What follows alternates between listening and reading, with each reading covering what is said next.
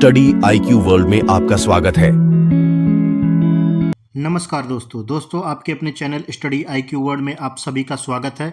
जैसा कि आप लोगों ने कई खबरों में पढ़ा होगा, कई आर्टिकल में पढ़ा होगा कि भारत जो है एक नया जो है स्वदेशी लाइट जोरावर टैंक जो है लॉन्च किया है और ये बड़ी सफलता है भारत के लिए कि जो ऐसे लाइट टैंक जो है हमने खुद बनाए और बहुत ही कम समय में जोरावर टैंक की जो है ये डिज़ाइन तैयार की गई और उसको इस्टेब्लिश किया गया। हर प्रकार से जो है इसको बनाया गया और एक प्रोटोटाइप जो है एक बना दिया गया है इसको परीक्षण करने के लिए। तो इसी सब चीज़ें के बारे में हम इस वीडियो में डिटेल से बात करेंगे और इस जानेंगे कि ये जो जोरावर टैंक है ये किसके नाम पर पड़ा है और ये कहाँ के लिए जो है ज़्यादा प्रेफर करता है, कैसे इसकी लड़ाई क्षमता है और क्या इसका ताकत है और बाकी के देशों के जो लाइट टैंक्स है उनके कंपैरिजन में भारत का ये लाइट टैंक कहाँ पर अपना जो है स्थिति दर्ज कराता है। तो इन्हीं सब चीज़ों के बारे में हम इस वीडियो में डिटेल से बातें करेंगे और साथ ही साथ इसके बारे में हम आपको बहुत कुछ जानकारियाँ और भी देंगे। तो चलिए शुरू करते हैं।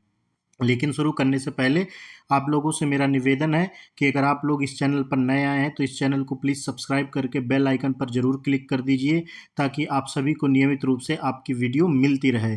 तो चलिए शुरू करते हैं। लेकिन शुरू करने से पहले आपसे पूछूंगा एक क्वेश्चन यहाँ पर ये है, भारत का सबसे बड़ा युद्धक टैंक कौन सा है? आपको बताना है कि भारत का सबसे बड़ा युद्धक टैंक कौन सा है। आपके पास 4 ऑप्शन है। पहला ऑप्शन है अर्जुन, दूसरा ऑप्शन है T-90, तीसरा ऑप्शन है T-72, चौथा ऑप्शन है T-55। तो सही उत्तर जो है आप लोग कमेंट सेक्शन में कीजिए। सही उत्तर मैं दूंगा वीडियो के अंत में। तो चलिए शुरू करते हैं। जैसा कि आप लोग देख पा रहे होंगे ये आर्टिकल है जो है द प्रिंट का। अब इसी आर्टिकल के बारे में हम लोग जो है विस्तार में चर्चा करेंगे।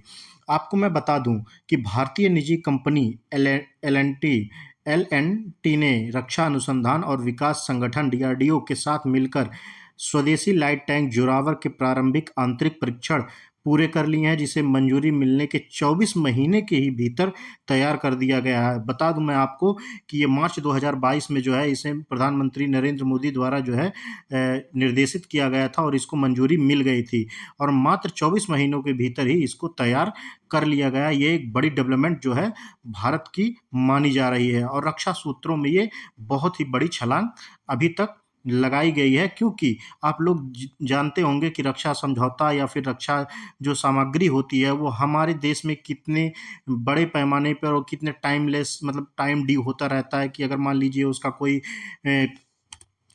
कोई संरचना हुआ या कोई प्रोटोटाइप हुआ तो उसको बनाने में हमें सालों साल लग जाते हैं और उसकी दृष्टिकोण से अगर देखा जाए तो हम कहीं न कहीं अन्य देशों से हमेशा पीछे चले जाते हैं, जो अपने डिज़ाइन है, अपनी आत्मनिर्भरता है, उसके मामले में। तो हमें एक दूसरे देश पर निर्भर होना पड़ता है।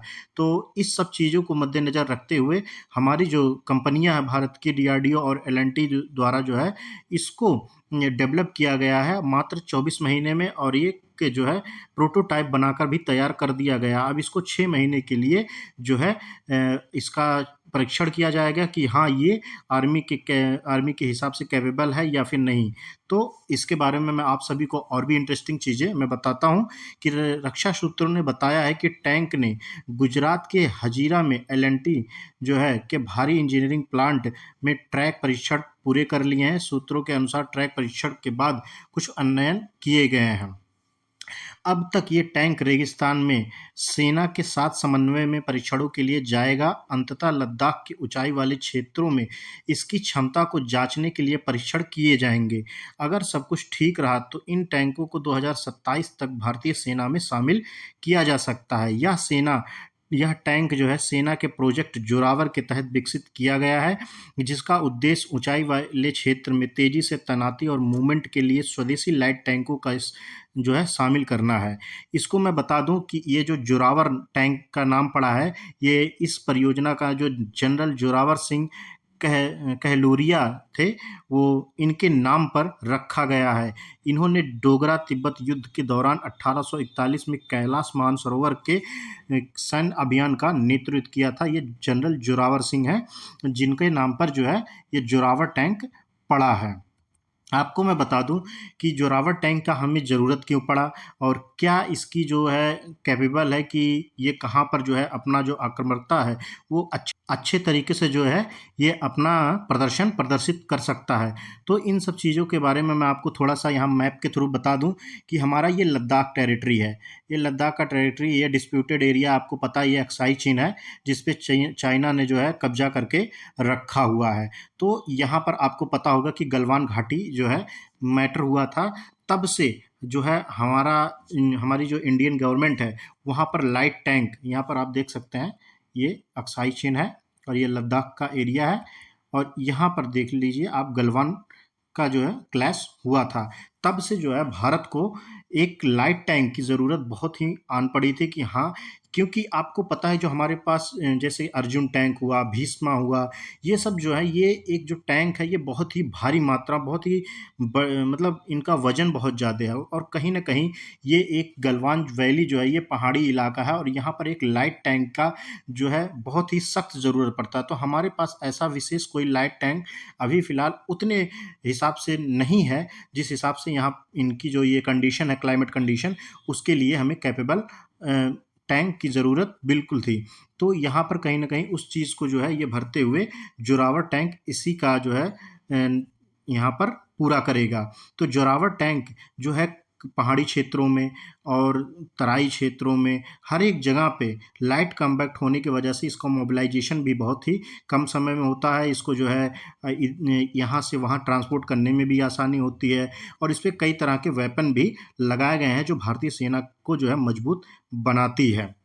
आइए आगे चलते हैं। सेना लगभग 350 लाइट टैंक खरीदने की योजना बना रही है जिनका अधिकतम वजन 25 टन होगा, 10% के मार्जिन के साथ, और इनका फायर पावर समान टैंकों के समान होगा। सेना चाहती है कि इन टैंकों में आर्टिफिशियल इंटेलिजेंस, सामरिक निगरानी, ड्रोन के साथ एकीकरण और सक्रिय सुरक्षा प्रणाली हो। ये टैंक जो जल थल में भी चल सकते हैं।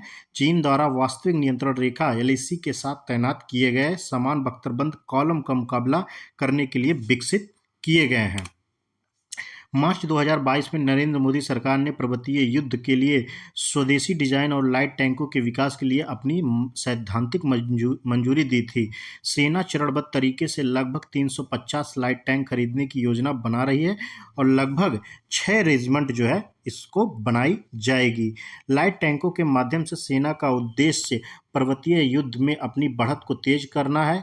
जहां सीमित स्थान उपलब्ध होता है उसे बढ़ी हुई गतिशीलता और अतिरिक्त फायर पावर के माध्यम से बेहतर बनाना है। लद्दाख गतिरोध के दौरान सेना ने अपने मौजूदा भारी T-90, T-72 टैंकों और इन्फेंट्री कॉम्बैक्ट वाहनों को पूर्वी लद्दाख में तैनात किया था। रूसी मूल के टैंकों का वजन कम से कम 40 से 50 टन के बीच होता है। नवीनतम संस्करण अर्जुन टैंक का वजन 68.5 टन है जो कि बहुत बड़ा ये टैंक है, क्योंकि ये अभी इतना बड़ा टैंक अगर आप कहीं पर लेके जाएंगे तो उसके मूवमेंट में थोड़ा सा टाइम लगता है।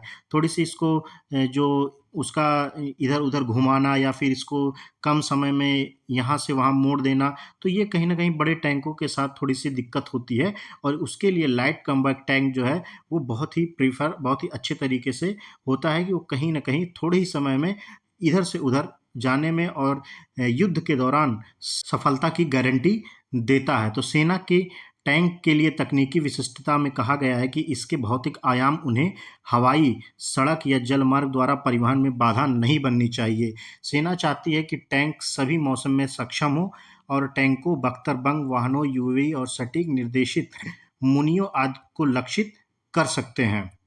जोरावर को विमानरोधी और जमीनी हथियारों के साथ-साथ उन्नत बहुउद्देशीय स्मार्ट मुनियों और gun tube launch anti tank guided missile के साथ भी लैस किया गया है। सेना के लाइट टैंक के लिए दुश्मन के लक्ष्य को पहचानने के लिए लंबी दूरी की क्षमता, थर्मल नाइट फाइटिंग क्षमता और स्टील फीचर्स की मांग की गई है। स्टील्थ जैसे कि दृश्य, ऑडियो, ध्वनिक, थर्मल और विद्युत चुम्बकीय संकेतों को दबाने की क्षमता है।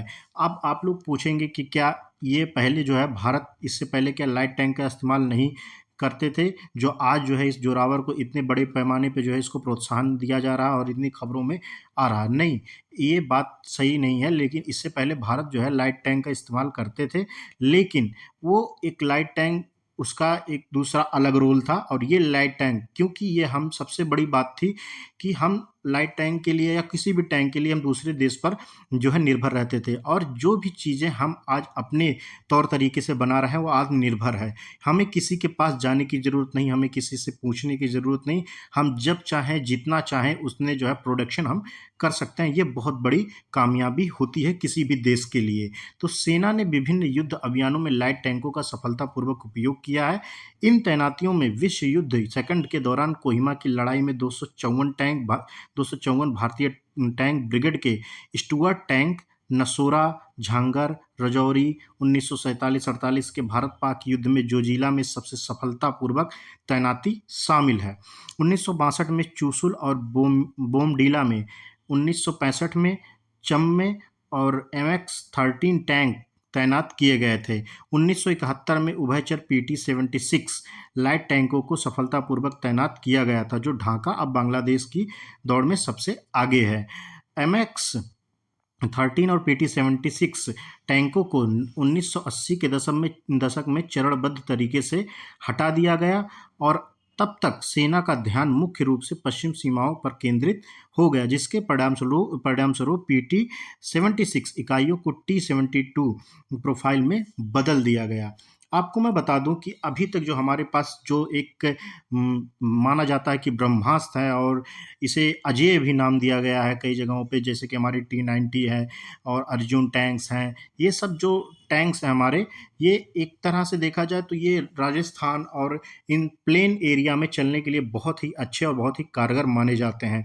लेकिन जब कभी पहाड़ी क्षेत्रों में बात आती है तो वहाँ पर लाइट कॉम्बैट टैंक की ज़रूरत बहुत ही मतलब वहाँ पर बहुत ही ज़्यादा सेना को ज़रूरत पड़ती है। तो कहीं न कहीं ये दृष्टिकोण को मद्देनज़र रखते हुए हमारी भारतीय सेना ने इसको अप्रूवल दिया है और अप्रूवल बहुत ही जल्दी मिला है और इसका जो प्रोडक्शन है अब देखते हैं, उम्मीद है जो है ये सभी परीक्षणों में पास होगी और जल्द से जल्द ये हमारे भारतीय सेना को शामिल करके भारतीय सेना को मजबूत बनाएगी।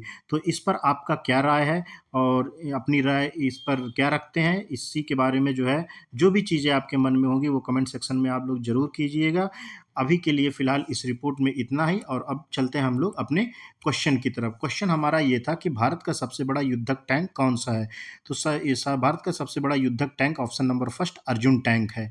अर्जुन टैंक भारत का सबसे बड़ा युद्धक टैंक है। तो इसी नोट के साथ इस वीडियो का अंत करते हैं और आप सभी से मेरा निवेदन है कि मेरे स्टडी IQ वर्ड चैनल को सब्सक्राइब कीजिए, लाइक कीजिए और अपने दोस्तों के साथ शेयर कीजिए। तब तक के लिए आप सभी को मेरा नमस्कार। जय हिंद, जय भारत।